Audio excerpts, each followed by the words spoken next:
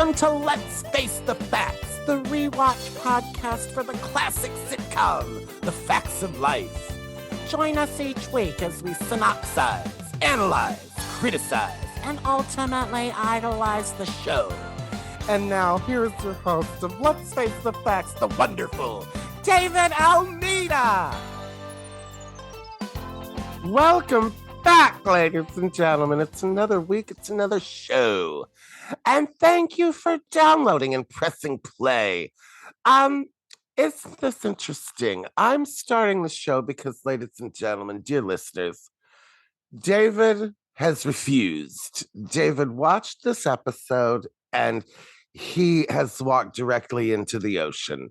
We may never see him again or hear the wonderful dulcet tones of his accents, of his rich little personality, where he becomes the characters and gives us an entire reading. So I'm sorry, this episode is just going to be me because David has apparently no opinions, he said, and he refused. So okay, I'm here on the Zoom call. I did connect. I have opinions, Matthew, and I do have to state them. Oh, David, I'm so glad. Oh, Are you going to fight me on this when I say this is possibly one of the worst episodes ever in the entire series? Okay, David, I'm not going to fight you on it, but I am going to work. I'm going to work double time to try to find a little bit of whimsy in it. The whimsy. Oh, my God. I will tell you the thought that I did have for this episode of the podcast was, David, I'm sure you're familiar, but our listeners might not be. In 1964, the wonderful Ethel Merman married Ernest Borgnine. She was married to him for about 30 days. It was a match made in, well, camp heaven, but not exactly. Yes. Not exactly real heaven. And later in 1978, when the wonderful Ethel Merman wrote her autobiography, she donated one blank page to her marriage of Ernest Borgnine. It's like chapter 26, my marriage to Ernest Borgnine. And then it's a blank page, and then the next page says chapter 28. So you're saying that this should be a blank page and we should say nothing about this episode? We should say thank you, dear listeners. We will see you next weekend. All right. You can find the link in this week's show notes and on this episode's webpage. And smooches and goodbye. Because it dawned on me, if you don't have something nice to say, maybe you shouldn't say anything at all. And the listeners who have been with us since the beginning, who love the show as much as we do, are just going to be severely disappointed if they're those people that are like, you guys are just ragging on the show now. You clearly hate it. Mm-hmm. And this is not your episode. So yeah. Sorry. It is. Yeah. It's going to be a challenge because I never wanted this podcast to be that. And of course, we know I don't shit on the show. I just give it very, very highly opinionated suggestions for improvement.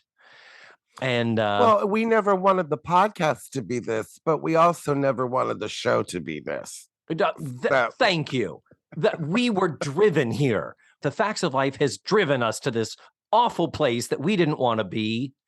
And you still can record next week, right? We still have our date set up to keep going with it. Yep, still got our standing appointment, David. Good. Well, maybe, how about I cleanse the palate a little? Maybe we haven't even started talking about the episode and getting worked up, which I do fully intend to do. But because if you're a fan, you already know. Exactly. And yeah. So how about a little bit of follow-up and a little bit of nuts and bolts? I would love to follow up on your nuts and bolts. Okay. Follow-up is we've got a few little points and bits and pieces that I thought would be interesting to bring up here. Remember a couple of weeks ago, we had Before the Fall, the episode where Natalie went into the ROTC? Yes. Well, little did you and I know that our mutual friend, Aaron, actually was Air Force ROTC in college. Oh my goodness, yes, she was. Well, and she knows I'm very self-absorbed. So Yeah. when the topic isn't me, I'm really only half listening. Yeah. Aaron, if you were talking to Matthew about it, chances were he wasn't listening. But yeah, she says that. But Aaron wrote to me, actually, texted me that she went to boot camp in San Antonio in July. So think of the heat in Florida, only 10 times worse.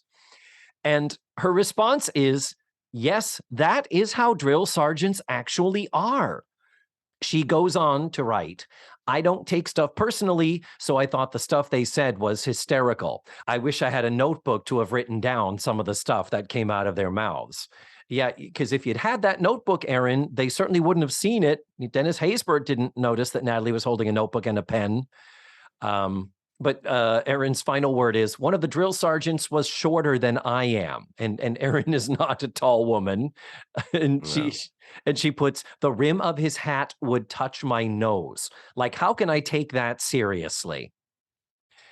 So apparently, as I said, I had a suspicion that drill sergeants were like that from a conditioning standpoint, from a kind of, leveling the playing field and knocking any people down a peg or two that need to be knocked down.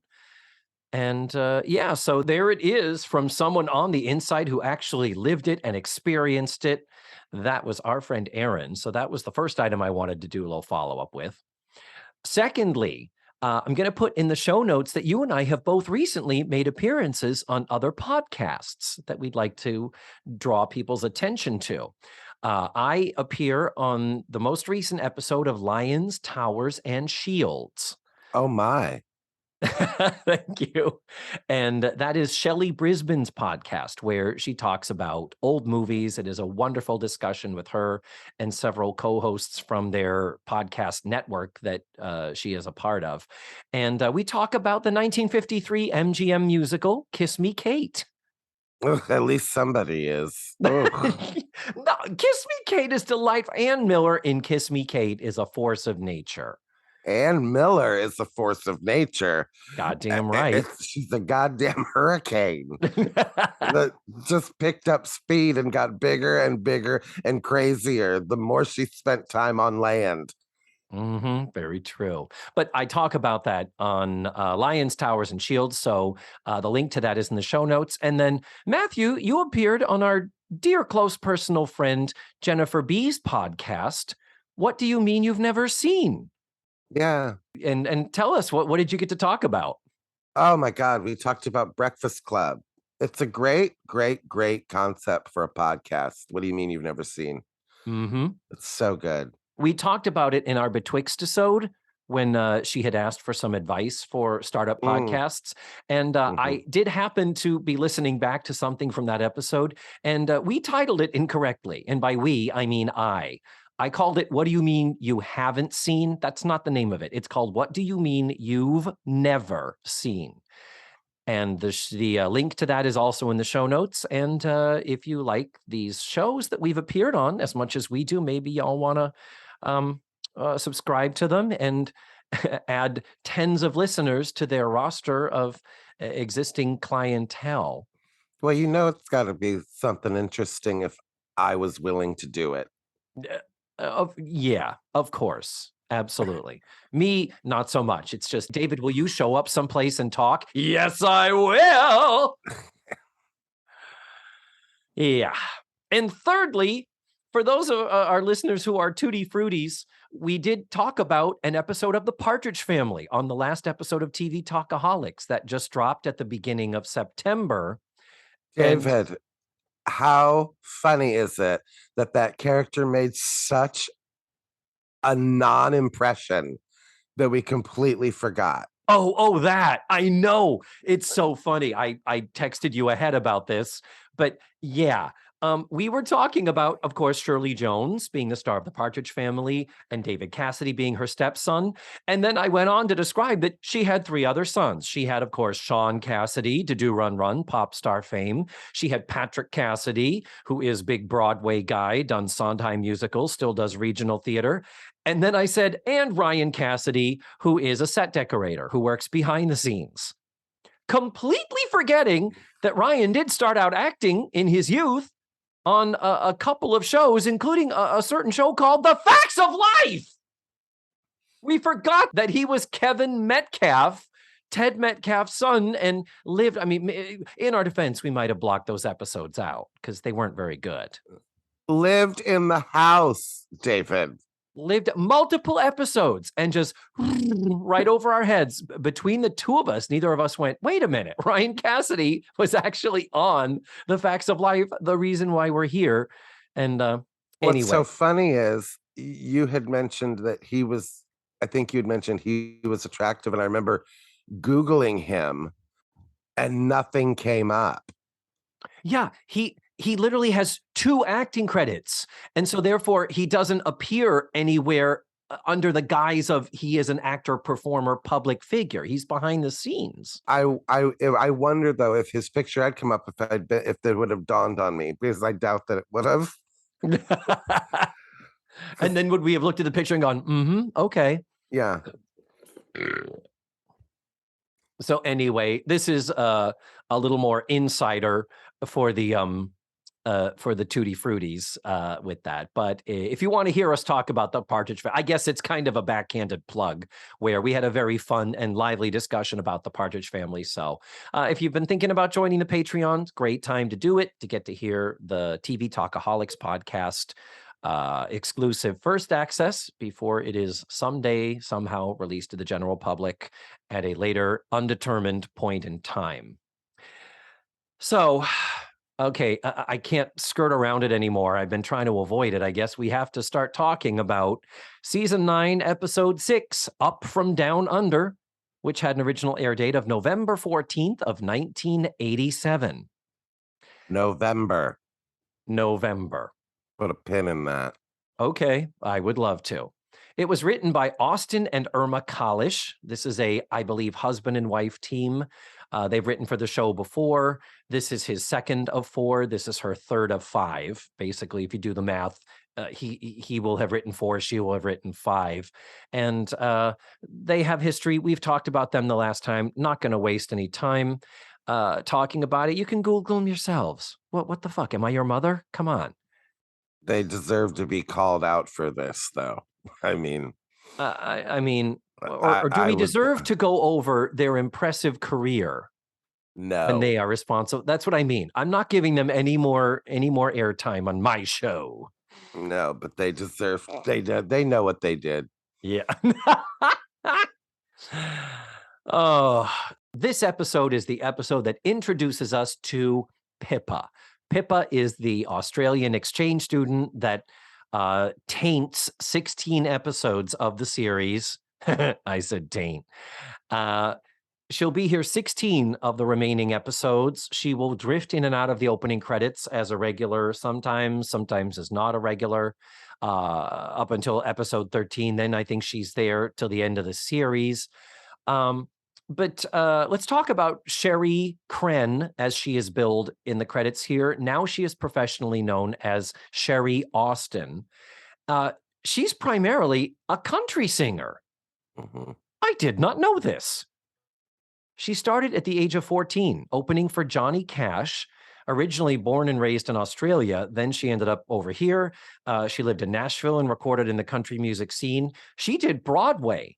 In 2005, she did Bonnie and Clyde, and then later Ring of Fire, the Johnny Cash musical. I was like, wait, Broadway credits? I'm listening. Yeah, but then you realize what Broadway credits. But she's also written or co-written songs for such country heavyweights as Blake Shelton, George Strait, and Tim McGraw, among others. I'm just like, oh, shit, that's impressive. She hasn't released an album since 2011. It was called Circus Girl. And nowadays, she is 52 years old. She has a website, Sherry Austin Music. She has an Instagram. She doesn't post much to it, but on August 8th, she did record a video. Looked like she was just standing in her kitchen, and she sang the reprise of Look at Me, I'm Sandra D in honor of her recently deceased friend, Olivia Newton-John, fellow Aussie. It's very sweet. But I did pull up some of her videos on YouTube, and she's a really good singer. Like, this is like she's got the pipes, she's got the chops.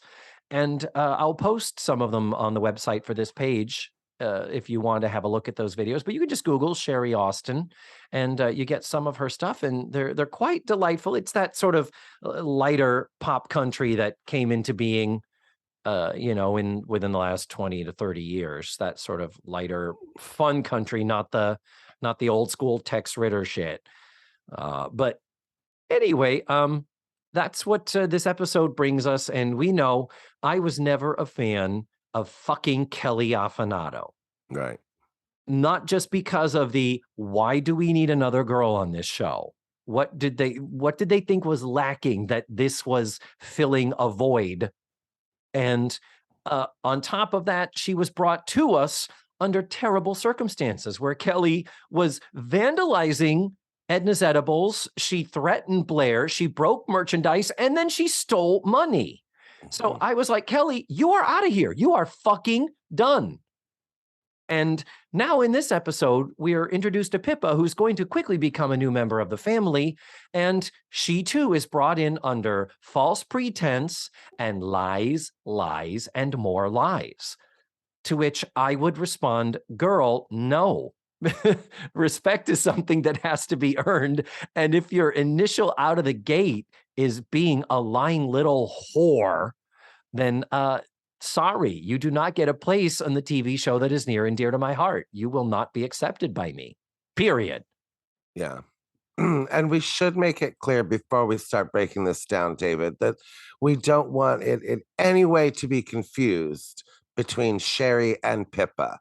Because like you said, I get why she got the part. She's a great little actress. Yeah. Her line deliveries are fine. I have no problem with Sherry at all.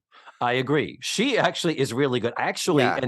and Pamela Siegel, it was no slouch either. She was a good young actress, but I Sure. think even more so, talent-wise, I'm actually more team Sherry than I am team Pamela.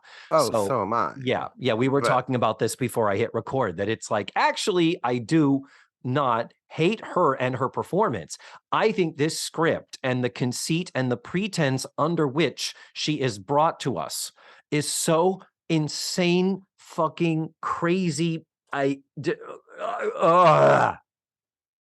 Especially when, and I don't mean to jump ahead, but especially when you have a purpose for her to be there. Not one mention of we were just in Australia over Thank you. the summer, and oh, I wish we had met you then.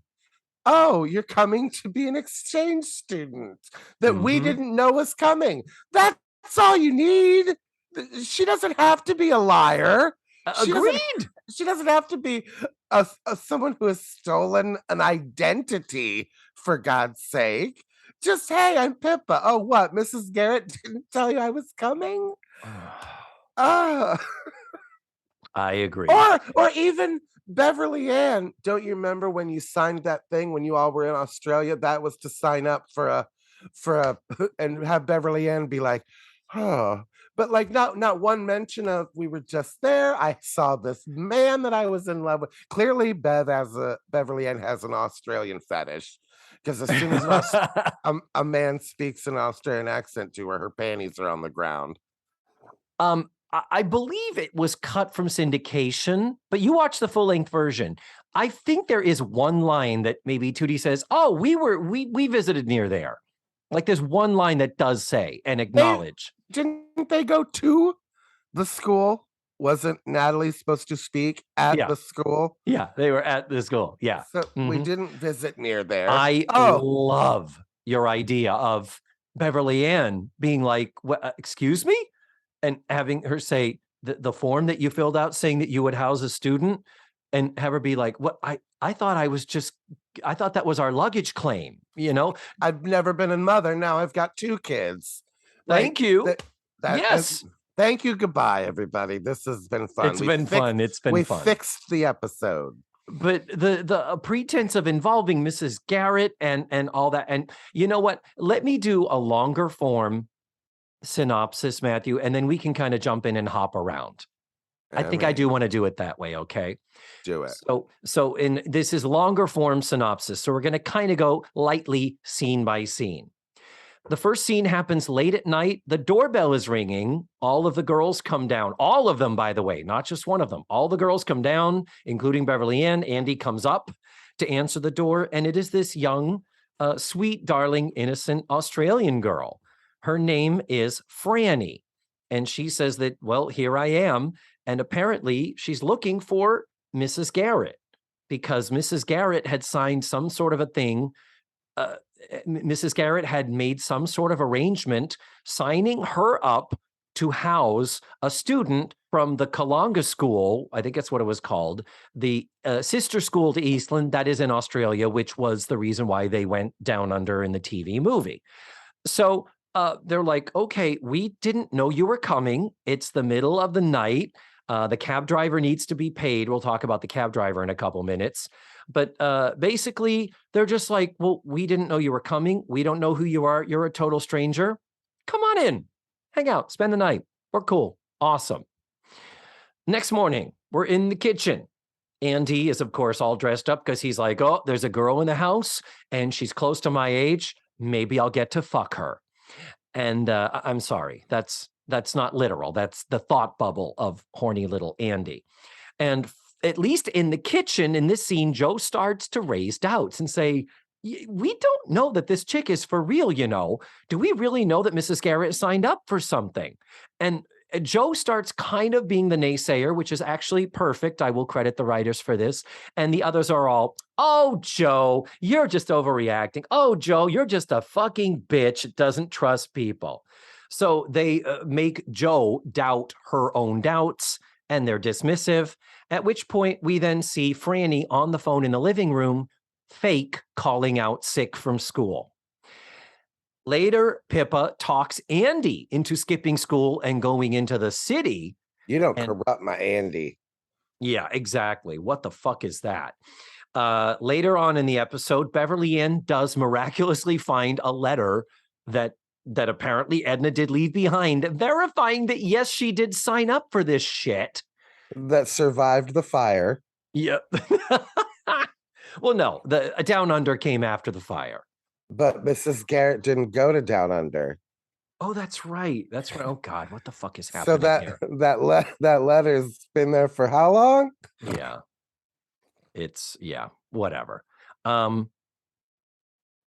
through your junk drawer, girls, every once in a while. So no sooner do we feel like, okay, this is on the up and up, and this girl Franny needs to be here. Ding dong. It's an Australian dude, literally dressed like Crocodile Dundee. And Natalie makes a joke, it's Crocodile Dundee. And the audience laughs their asses off. Remember, in our preparations for this season, Crocodile Dundee was like the number 1 movie. Oh, yeah. Our Australian obsession. And, you know, that gave birth to the Down Under and all that. And Olivia Newton-John, God rest her soul. So, yeah. But this is Pippa's father. And they're like, okay, and who the fuck is Pippa? And he's like, oh, you probably know her as Franny. Franny is her best friend who was supposed to come to Eastland to be an exchange student. At the last minute, she had to drop out. And so Pippa stole her friend's identity and flew to the States alone. I guess you could do that in the 80s. I guess that's not as crazy as it might sound. And so now to retrieve her, her dad has come back. And so the commercial is where we go to the, oh my God, this girl's an imposter. She's a fake. So then after the commercial, the big question is, well, what are we going to do? They're missing because the kids went into the city and we haven't heard from them. But then when they are found, and then Pippa is told, "You little lying fucking cunt, get out of our lives."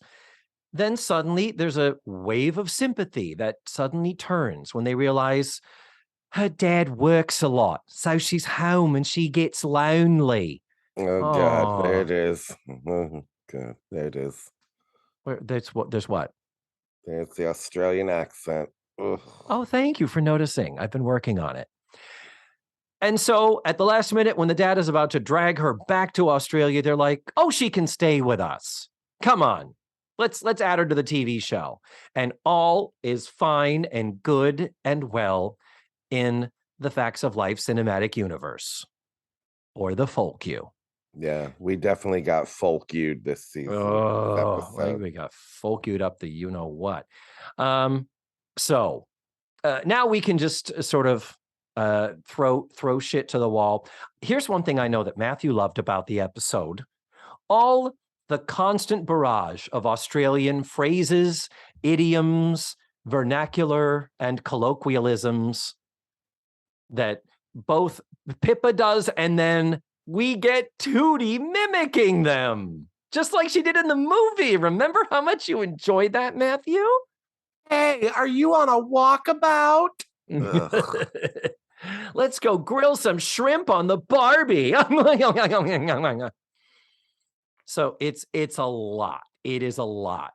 And the two that I want to point out is when she says, "Is Mrs. Garrett here?"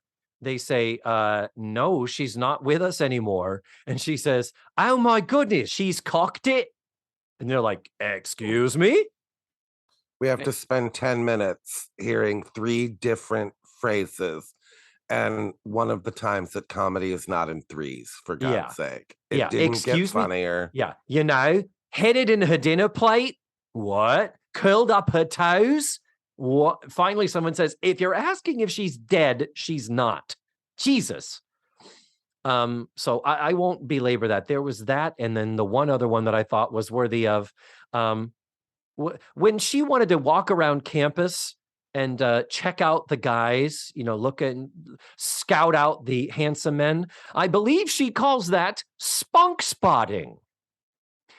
Oh, Matthew, our days of spunk spotting are clearly over, but Well, what campus did she go to? Because I thought Eastland was an all-girls school. yeah. And I'm going to do you one better, Matthew. I thought Eastland was a residential school. It is a boarding school.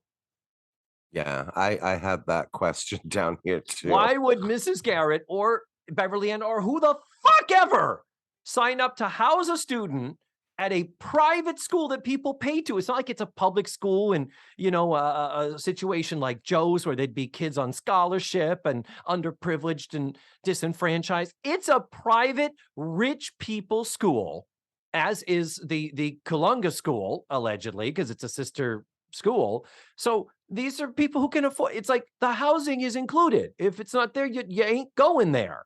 Tootie and Natalie were a special case. So the whole idea of them needing housing is preposterous. The idea that Mrs. Garrett would sign up for it and not tell the girls. That's what I wrote down. The first thing my first note is perfect Mrs. Garrett forgot. Now that she's gone, we find out that she had a flaw. What? I found that the most difficult part of this whole episode to swallow, David. Yeah, it was the most off-brand of moments, that's for sure. But it turns out she left the letter behind, apparently. But again, calling BS on this conceit is that this is November of 1987. Is this why you said put a pin in it? Because Mrs. Garrett left in September of 1986, 14 months prior? Well, that, and why is somebody coming to school in November? Agreed. Why is the semester starting now? Agreed. Yeah, like, the Thanksgiving episode where Blair and Joe are picking courses. It's like, really? Come on.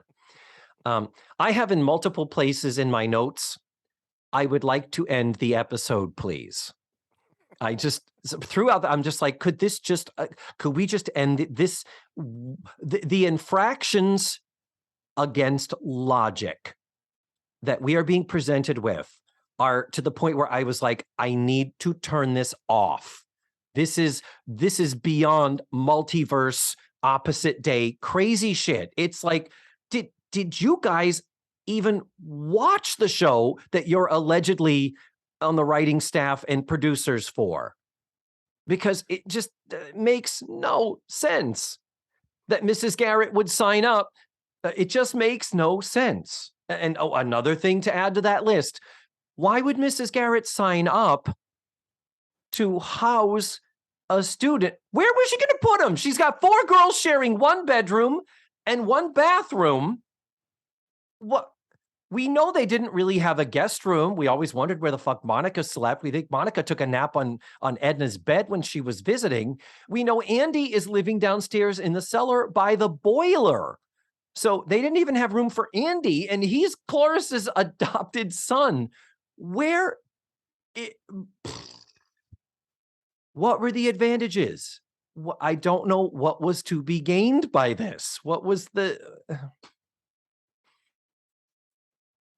I wish I had an answer for you. I can't even figure out what the conference was like when they were like, "All right, kids, we're gonna add an Australian kid to the show. Uh, Figure it out." And that was what they came up with. All right. Yeah. And again, this whole thing of, well, Kim Fields is 18 now, so getting a little long in the tooth, and we don't have any underage girls that we can sexualize and do creepy things with. But that, Pippa she's the cousin Oliver of this show. It's like, why did you had enough people, and if your writing staff had 2 brain cells to put together, they could have come up with some creative plots and situations to put those characters into. Now that they're all grown up and college age or working or whatever. Well, let's start at the beginning, David. Start. Where do your notes begin? I take issue with the very first scene. I want to know if they told everybody that it's 12 degrees in the house at night. Because while they're all standing around inside the house, they're all acting like it is just the North Pole inside that house. And I get it. You get up in the middle of the night in November and you're like, ooh, burr. But like, Jesus Christ, they were like huddling together like the heat was out, for God's sake. They just, I don't know if that was like the specific direction or they all miraculously took that. They're like, now remember, it's nighttime, it's chilly in here. And they took that to heart because they are acting like they have not had heat in days. And Pippa did have a coat on, and she was doing I'm sorry. Well, she was outside. Yeah, at least she was outside. Yeah, but yeah, it's like they're acting like it was just as cold inside without the covers over them. Right. The weird thing about this first scene is that when it is decided that she would stay there, like, well, let's stay here and we'll work out the details tomorrow. My thing is she elicits no sympathy, especially with the paying of the cab driver. You know what would have helped? Even something as simple as, oh, you weren't expecting me. Well, gosh, I know the school is probably closed. I don't have anywhere to go. Even if she just said that and have them be like, well, don't worry. Of course, we're not going to kick you out. At least something like that. We do know that Beverly Ann and the girls are generous in that sense, but there's no sense of sympathy about her. And the other thing is, in addition to, I would like to end the episode, please. Throughout my notes, I also have, may I introduce you to the telephone? Because it's typical LA sitcom writing where they're just like, okay, so she's an Australian, she hops on a plane and then she's here. It takes tens of hours, in the teens of hours, to fly from Australia to New York. And then for the father to say, what, my daughter is missing? Well, I'm going to fly and find, not going to call ahead and see if I can maybe get a little bit of a sense of where she is. I'm just going to fly there blind and just show up at someone's doorstep, knock, knock, looking for my daughter.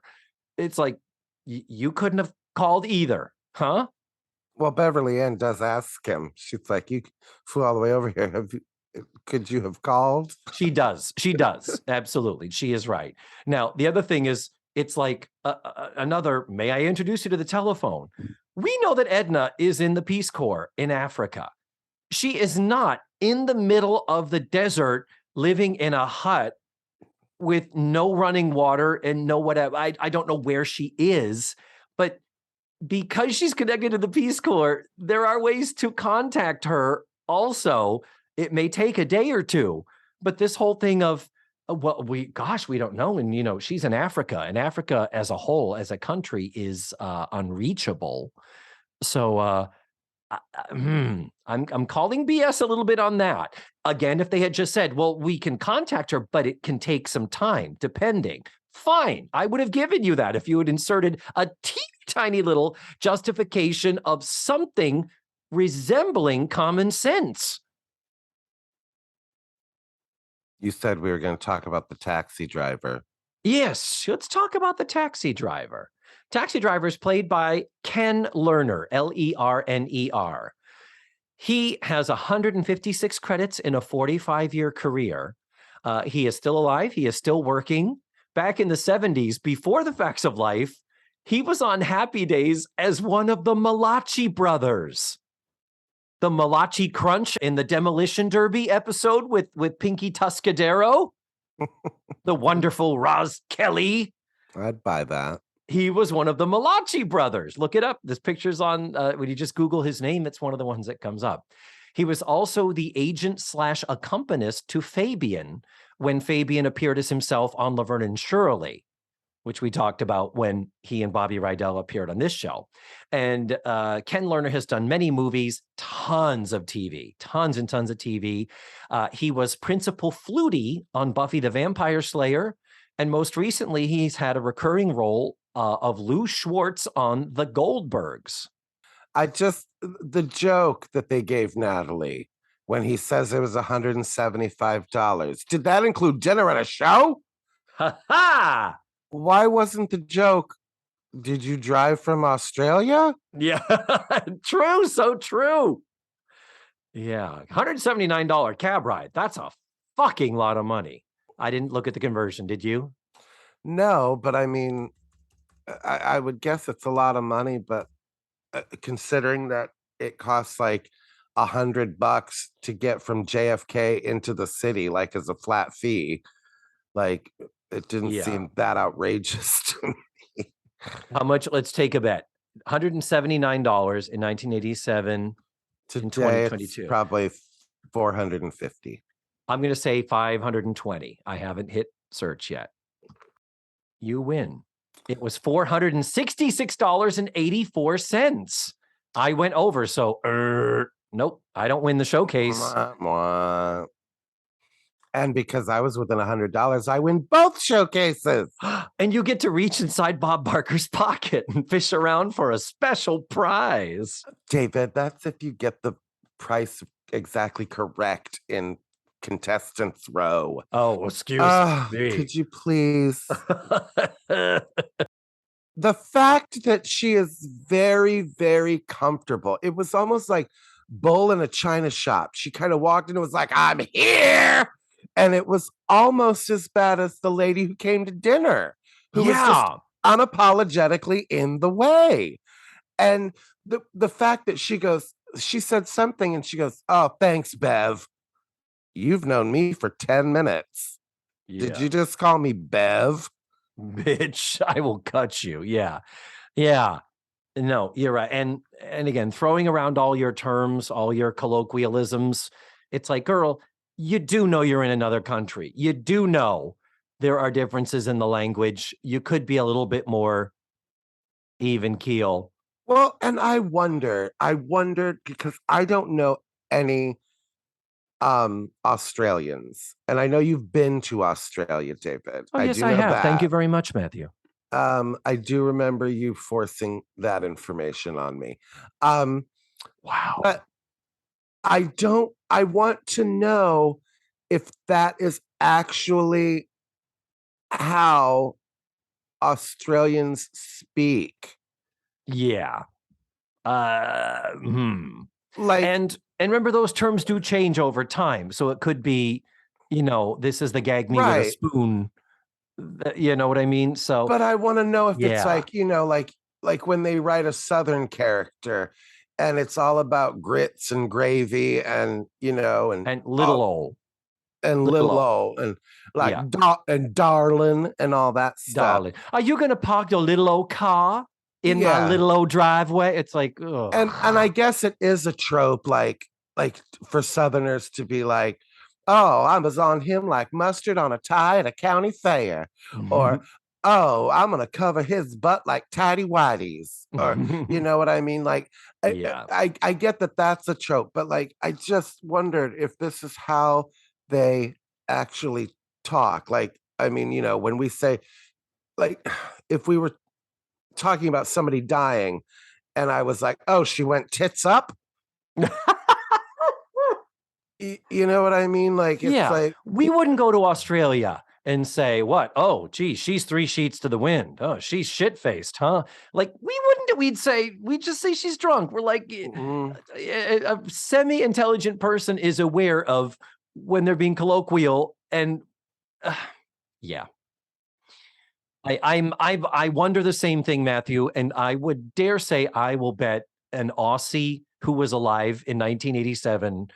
If listeners, if you know somebody, please let us know. We want to know.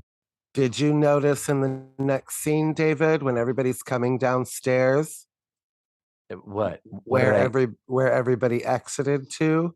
Natalie exits into the shop, David. Oh, I did not see that.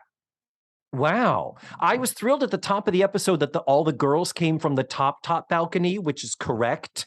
And Beverly Ann came from that left balcony, which is correct. I was glad that they didn't fuck with that like they have been in recent weeks, where it's just like, hey, I'm going to go to bed. I'm sleeping in Beverly Ann's room tonight. Hey. But yeah, she did go out to I did not notice that. Did you see the shop? No, we did not see the Yeah, shop. I didn't think so. And it is at the top of my notes that I go to every week now so I can remember we need to find and pinpoint the last time we see over our heads. Mm-hmm. Yep. I cannot We wait. we might have already seen it for the last time and we just don't know yet. I feel like there's one more appearance of it. I feel like there's at least one. I can't remember why I think that, but um, let's talk about the next morning though, when we're having breakfast. Did you notice what they were having as part of a nutritious breakfast, Matthew? Root Loops. What were they having? At least they covered the F and not the R, and it would have been Foot Loops. Depends on whose feet. But yeah, it is obviously Fruit Loops that they have cup. They just put tape right over it so that it doesn't have any name at all. But it's obvious you can see Toucan fucking Sam. And Lisa Welchel, and she doesn't have a lot in this episode. Girl was hamming it up and upstaging in this scene where she's doing a bit where you can tell she's looking inside to try to find the prize. You know, the way you'd hold a cereal box Yeah. sideways and find the prize. I was like, oh my God. But it wasn't a part of the scene. It was just something that Lisa Welchel chose to do. And it was almost a little out of character. It was so hammy and a touch broad. And yet I loved it for the nostalgia. My final note on the whole episode is thank God for Lisa Welchel. Yep. She nailed every line she had in the whole episode. And that was the first thing where I was like, God, I love that woman. Mm-hmm. Nope. She was magnificent. When Andy comes up in his navy blue sports jacket and his gray pants And his leopard print tie. and leopard print tie, I'm like, didn't Beverly Ann have to alter a suit for him to go to graduation just a few months before? Now suddenly he has these dress up duds. And okay, whatever. Guess growing boy needs to have it for whatever. Again, another better joke. They talk about her going to Eastland, and Tootie says something about the food at Eastland. Oh, yeah, in her sitcom Lying. Yeah, she's like, yeah, I loved Eastland. It was really nice. And the food's really good too. Well, and you've already mentioned Mrs. Garrett. Why not give her a little backhanded compliment or something? Because she says, you're not going to Eastland. The food sucks. Yeah. Why wasn't it? Oh, the food at Eastland hasn't been good since Mrs. Garrett left. I thought that too, because we know that Mr. Parker was shipping in like pre-made, like it was, pre-made food. It wasn't being made on premises anymore. Oh, I miss her strudel. Giggity. We could have had a little bit of reminiscent about Mrs. Garrett in there. All we've mentioned is that she's an idiot that doesn't remember to do her job. Scatterbrain bitch. Little bit cut from syndication. There are just little bits and pieces cut from syndication, some nips and tucks, not much of any real consequence. But at the end of this scene in the kitchen, one line that is not in the Daily Motion version is Joe does say, in her doubting of the veracity of Franny's story, Joe does say In she the could doubt of her veracity of Pippa's story. Yeah, I'm channeling Beverly Ann, clearly. Jesus Christ, Beverly Ann. I once got into a fracas with the local constabulary. Jesus. Joe does say, we don't even know who she is. She could be a runaway. She could be faking that accent. I see this at the center all the time. So we reference that Joe is working at the center. Oh my God, I have to credit the writers for this. Oh, it hurts. But at least they do reference that Joe is still working at the center, which we know she is. That's a good thing. Let's talk about Beverly Ann's cooter, shall we? Oh dear. I'd rather not. But we get such a long, languid, lingering vista of it when she's doing her stretching exercises. Long, languiding vista of it. I can't stop now. Beverly Ann's vajayjay has hypnotized me into speaking floridly like she does. But you know what I'm talking about, of course. You can't say you didn't notice. Beverly Ann is stretching in the living room, and conveniently that way, Franny, I'm making air quotes, can come in and compliment her. And then in addition to the full split stretch, then she tries to say, oh, well, I'm just and then puts her leg up on the desk behind the couch, kind of ballet bar style. But basically facing camera 3. So camera 3 is just like a full on forward, her in a split, displaying her vulva to America. Yeah. And making America her gynecologist. And I hope that was something she specifically did. Now, they didn't have to put it on camera. That would have been in the technical end. But I was just like, okay, wow, they are not cutting away as early as I wish they did. Wow. Maybe somebody could have said, why don't you pull your shirt down in the front, Cloris? Yeah. And she'd be like, oh, ridiculous. And actually, I want to do this split, but be holding 2 rolls of paper towels under my arms to look like my bare tits. Moving on, these are just random notes. When she does find the piece of paper, when Beverly Ann's like, oh, here it is. Oh my goodness, it is true. Edna did sign up for this. My thing that I wrote is, why is it on them to hunt down the paperwork to discover Edna's fuck up? It's like, bitch, you are showing up from out of the country. You produce the paperwork, or get someone from the institution to call us and verify. It's like the onus is on you to justify why you're here. Why the fuck is it our job? Well, and I mean, again, this is where it goes back to Eastland is a boarding school.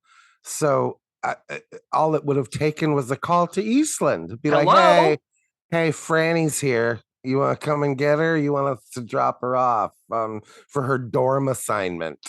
Yeah, thank you. Her dorm assignment. And she's a little bit of a hoodlum. She might need to work in the cafeteria. Just saying. We need to send her on a rock hunt. Walkabout to a rock hunt. So let's talk about the dad, the guy that plays Pippa's dad. The actor's name is Michael Preston. He's actually an English actor, born and raised in England, and started his career there. 57 credits in a 33-year career, but he primarily, it seems, has worked in Australia. He was on 396 episodes of an Australian soap opera called Bellbird in the role of John Kramer in the mid-70s.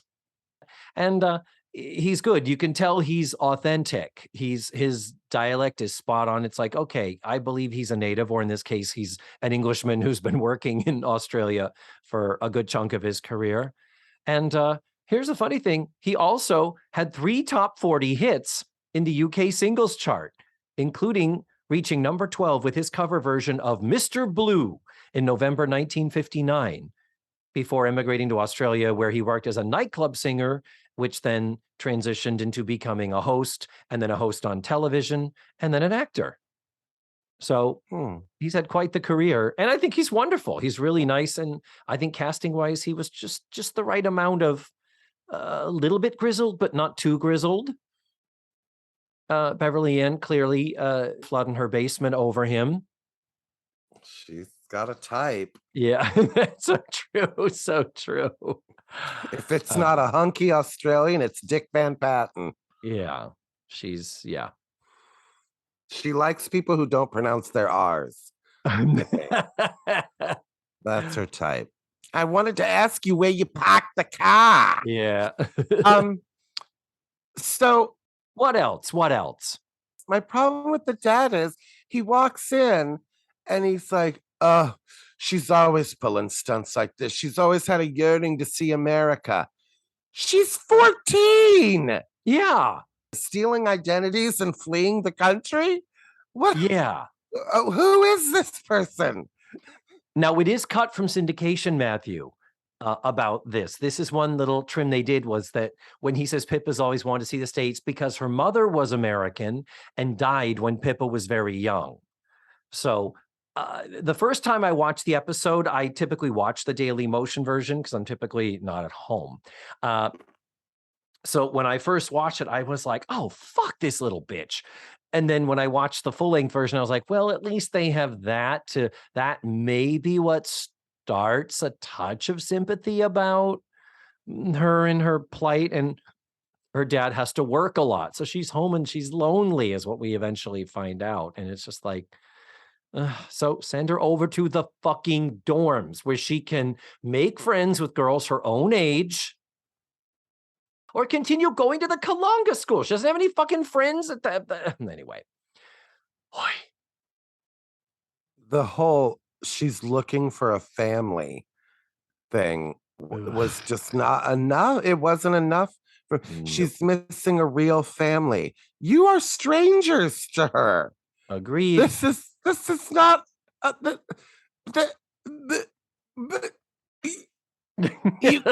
I agree. I'm the same way. I'm with you. Would you? I didn't. But did you? Could? I think his brain stopped, ladies and gentlemen.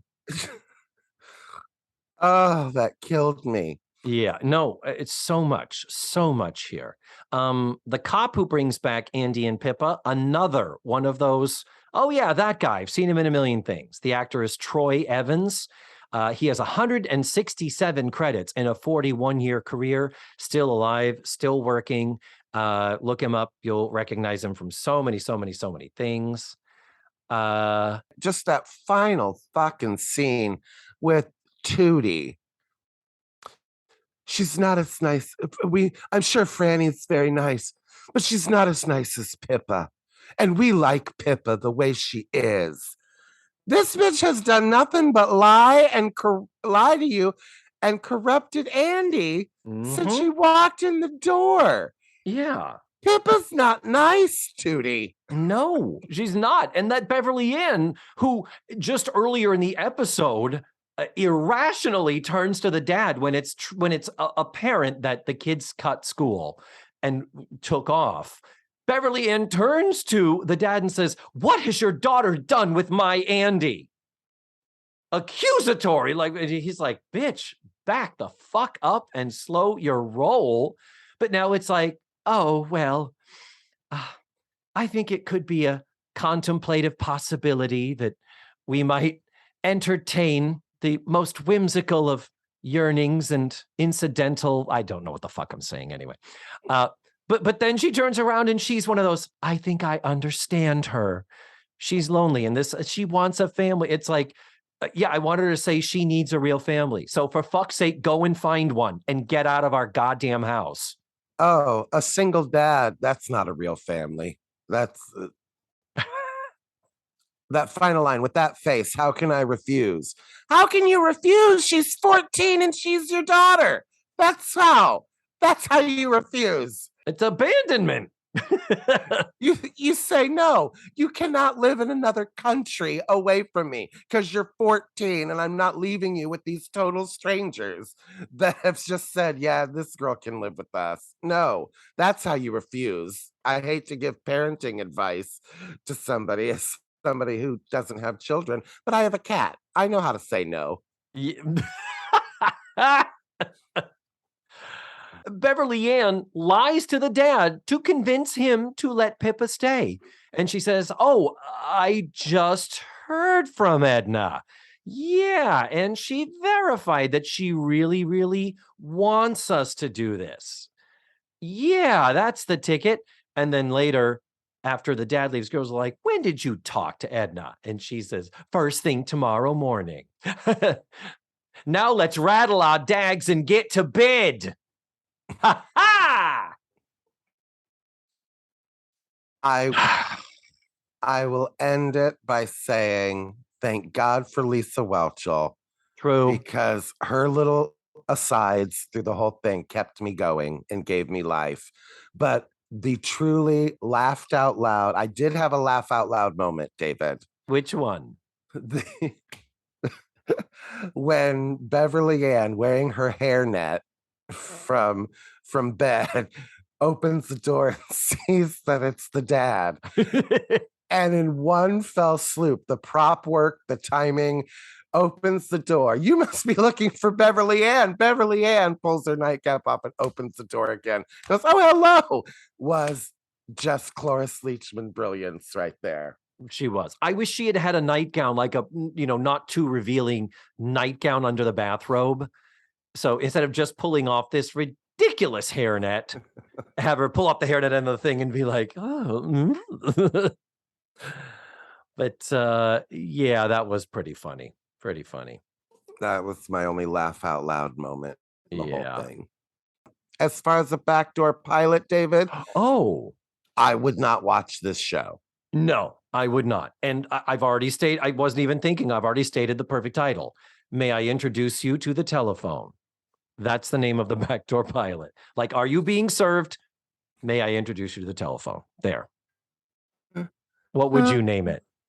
I think the only thing you could name it would be Pippa! ! And I'm uninterested. Yeah. Or she's a pip. You see what I did there? So this has been fun. Has it? I mean, talking to you about it always fun, Matthew. The episode itself, no, not so much. I hate this episode. This is one of the all-time worst. And it's like, okay, fine, introduce a new character, whatever. But just this was not the way to do it. Do it plausibly and do it credibly. It's like, I swear. Oh, at least Oliver was the kid's cousin on the Brady Bunch. At least it was justified. So, oh, our cousin's going to come stay with us. Cool. And you felt pathos for him because everything he touched turned to shit. That was the whole purpose of his first episode, that he was bad luck. Yep. How little did they know. All right. Well, let's wrap this fucker up and we can get back to our lives. That makes sense. Next week, we're going to be watching season 9, episode 7, called The More The Marrier, which had an original air date of November 21st, 1987. You can watch the episode ahead of time at Daily Motion. We will post the link in the show notes and on this episode's webpage. Other than that, we are done. Thank you so much for listening to this week's show. And remember, the facts of life are now all about Pippa. Boo! Boo! Boo! The facts of life are all about spunk spotting. The facts of life are all about handing in your dinner plate.